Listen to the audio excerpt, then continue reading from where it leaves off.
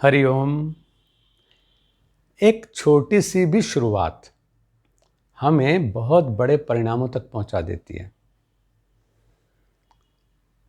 कहीं पानी की थोड़ी सी लीकेज शुरू हो जाए घर में और समय रहते हम उसका इलाज ना करें तो फिर पानी खुल के बहने लगता है और बहुत बड़ा नुकसान हो जाता है। कपड़ा पहनते हैं, कहीं से उधड़ना शुरू हो गया, अगर सही समय पर उसकी पैचिंग हम ना करें तो फिर वो पूरा का पूरा ही उधड़ जाता है। यही स्थिति जीवन में संयम के मामले में है। हम प्राय कोई गलती बच्चे कर देते हैं या कहीं भटकाव हमारे नौजवान करने लगते हैं या बड़े भी करने लगते हैं और हम उसकी अनदेखी करते हैं।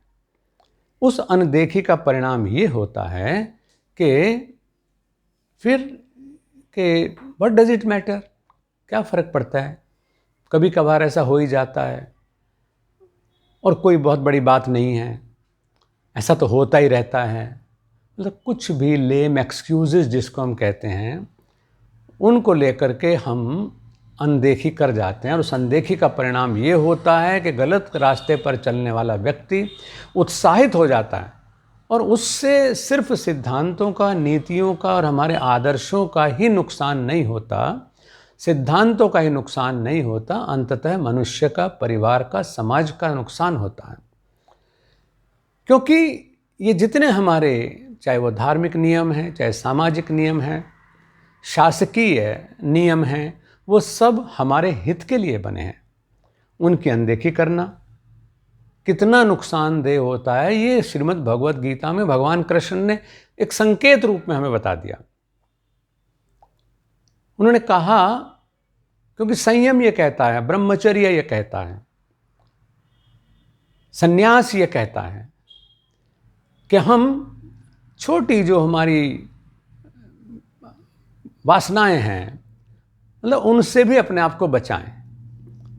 ये योग का, तपश्चर्या का सिद्धांत है कि हम वासनाओं से बचें जिससे कि हम फंसे नहीं, क्योंकि फंस गए, उलझ गए तो फिर हमारी यात्रा कहीं कुंठित हो जाएगी। चाहे वो शारीरिक स्वास्थ्य को लेकर के है, चाहे वो मानसिक शांति को लेकर के है, हमारी पारिवारिक व्यवस्था को लेकर के है और या फिर हमारी आध्यात्मिक उन्नति को लेकर के है। छोटा सा भी लड़खड़ाने का अवसर हमें नहीं दिया गया। उन्होंने कहा कि ध्यायतो विषयान पुंसः संगस्तेषुपजायते, संगात संजायते कामः, कामात क्रोधो भी जायते। और इससे आगे और चलेगा यह सिलसिला। क्रोधाद भवति सम्मोह, सम्मोहाद स्मृति विभ्रम, स्मृति भ्रंशाद बुद्धिनाशो, बुद्धिनाशाद प्रणश्यति। एक छोटी सी चूक या कहिए कि गलत रास्ते पर चलने वाली एक छोटी सी पहल हमें नष्ट होने के कगार तक पहुंचा देती है। अरे बात तो छोटी है, बच्चे अश्लील चित्र देखते हैं, अजी फोटो तो देखिए, क्या हो गया, वो कोई अभद्र तरह की वीडियो, फिल्म, सिनेमा कुछ वो देख लेते हैं। अजी क्या है, सिनेमा ही तो देखा, उन्होंने क्या कौन सा कोई पाप कर दिया। कृष्ण कहते हैं कि ध्यायतो विषयान पुंसः, ये पुरुष विषयों का अगर ध्यान भी करता है, ध्यान केवल विचार में वो चीज़ आई हमारे, हमने उस पर फोकस किया, एक बार ध्यान से देखा, नन्हे बच्चे ने कुछ ऐसी चीज़ देखी जो उसकी उम्र के अनुरूप नहीं है, हमारी मर्यादा के अनुरूप नहीं है, तो संगस्तेषुपजायते। जब हमने कोई ऐसा सीन देखा, ऐसे फोटो देखे, ऐसा चलचित्र देखा और फिर मन से उसको हमने वो याद करना शुरू कर लिया, ध्यान आ गया कि वो बहुत बहुत बढ़िया पिक्चर थी, वहाँ बहुत अच्छा था, उससे उसके प्रति हमारा अटैचमेंट हो जाता है। वासना से हमारा अटैचमेंट हो जाता है केवल ध्यान करने से। और वो जो अटैचमेंट होता है वो संग हो जाता है, हम उसे फिर देखना चाहते हैं। संगात संजायते कामः, संग से फिर उसके प्रति काम पैदा होता है, हमारे मन में वासना पैदा होने लगती है। और कामात क्रोधो भी जायते, जब वासना पैदा होती है तो उसको हम कहीं एग्जीक्यूट करना चाहते हैं।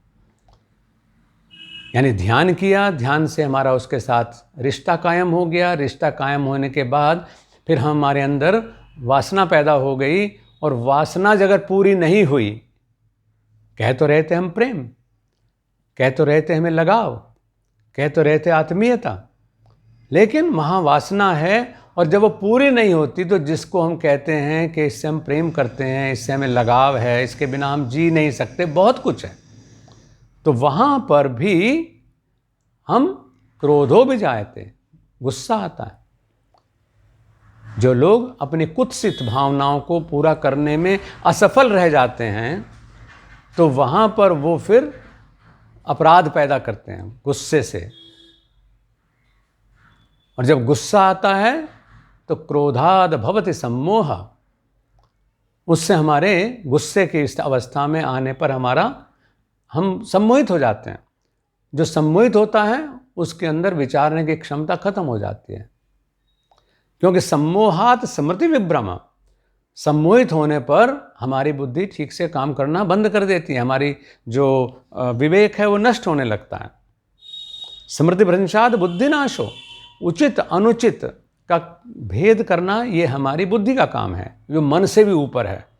इसीलिए योग साधना में मन से भी परे, मन से भी ज़्यादा ताकतवर, मन से भी ज़्यादा महत्वपूर्ण बुद्धि को माना।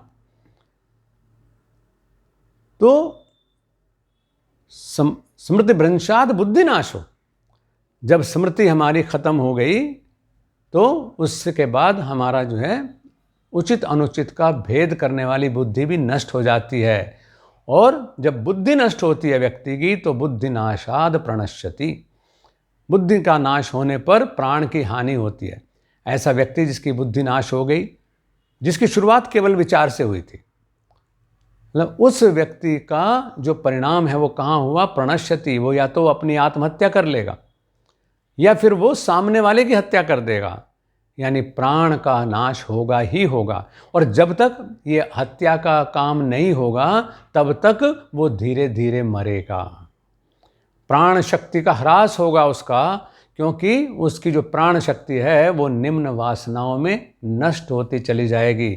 वो एग्जीक्यूट ही नहीं कर पाया उस अपने अंदर उपजे हुए अपराध को, अपने अंदर उपजी हुई वासना को, अपने अंदर उपजे हुए सो कॉल्ड तथा कथित अटैचमेंट को, कि इतना कि जो हमें जिसे हम प्यार कर रहे थे उसकी भी हम हत्या करने में नहीं चूकते, क्योंकि वो हमारी जो उसके प्रति वासना थी उसे पूरा करने का मौका नहीं दिया उसने।